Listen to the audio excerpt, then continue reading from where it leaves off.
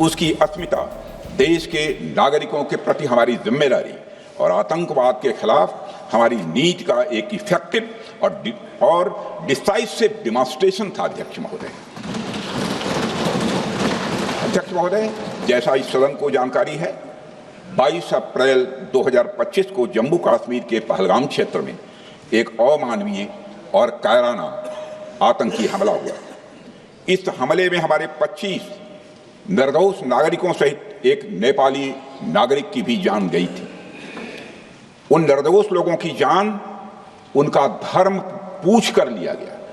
यह अपने आप में अमानवीयता का सबसे कुत्सित और सबसे घृणित उदाहरण था। यह घटना भारत की सहन शक्ति की सीमा की भी मैं मानता हूं परीक्षा थी। अध्यक्ष महोदय, इस हमले के तुरंत बाद हमारे प्रधानमंत्री श्री नरेंद्र मोदी जी ने तीनों सेनाओं के प्रमुखों की एक उच्च स्तरीय बैठक की और उन्हें छूट दी गई कि वे अपने विवेक, स्ट्रेटेजिक अंडरस्टैंडिंग और रीजनल सिक्योरिटी सिचुएशन को ध्यान में रखते हुए वह निर्णायक कार्रवाई करें। इसके बाद हमारे सैन्य नेतृत्व ने न केवल अपनी मैच्योरिटी दिखाई बल्कि उस स्ट्रेटेजिक विजडम का भी परिचय दिया जिसकी उम्मीद भारत जैसी एक रिस्पॉन्सिबल पावर से की जाती है। अध्यक्ष महोदय, ऑपरेशन सिंदूर को अंजाम देने से पहले हमारी सेनाओं ने हर पहलू का बहुत ही गहराई के साथ अध्ययन किया।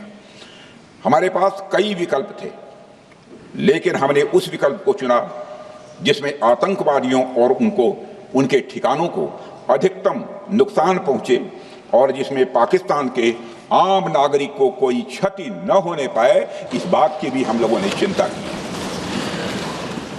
अध्यक्ष महोदय, हमारी सेनाओं द्वारा की गई वेल कोऑर्डिनेटेड स्ट्राइक्स ने 9 टेररिस्ट इंफ्रास्ट्रक्चर टारगेट्स को प्रिसीजन के साथ, सटीकता के साथ हिट किया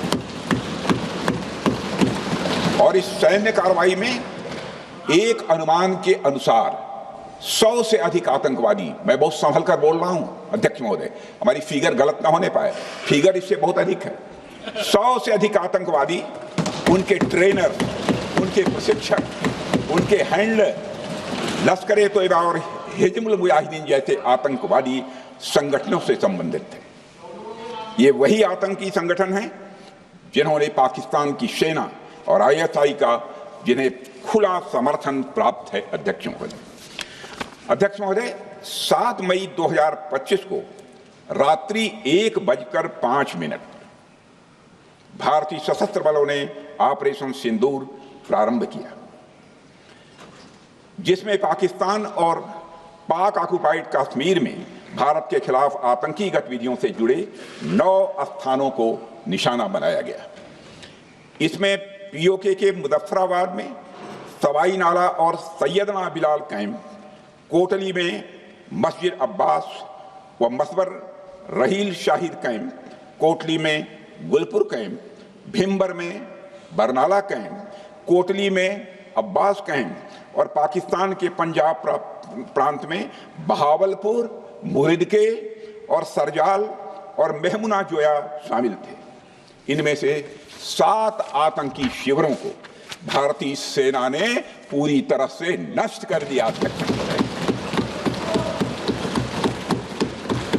जबकि भारतीय वायुसेना ने मुरीदके और बहावलपुर को नेस्त नाबूद किया, जो लश्कर तोयबा और जैसे मोहम्मद के केंद्र हैं। पूरा ऑपरेशन मात्र, अध्यक्ष महोदय, जानकर पूरे सदन को प्रसन्नता होगी कि विदिन 22 मिनट्स पूरा ऑपरेशन समाप्त हो गया और हमने आतंकवादियों को उनके घर में घुसकर मारा। सशस्त्र बलों ने हमारी माताओं और बहनों के सिंदूर का बदला लिया और प्रत्येक भारतीय इस भावना से ओतप्रोत हो गया। अध्यक्ष महोदय, मैं चाहूंगा कि पूरा सदन एक बार हमारे सेना के बहादुर जवानों के शौर्य और पराक्रम का। अध्यक्ष महोदय, यह सिंदूर की लाली शौर्य की कहानी है। यह सिंदूर की लाली शौर्य की कहानी है, भारत के मस्तक पर वीरता की निशानी है।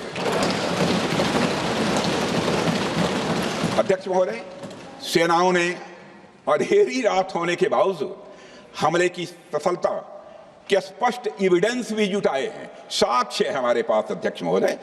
பிளே ஸ்டோர் மற்றும் ஆப் ஸ்டோரில் இருந்து பாலிமர் செயலியை QR கோடு மூலம் பதிவிறக்கம் செய்யுங்கள்.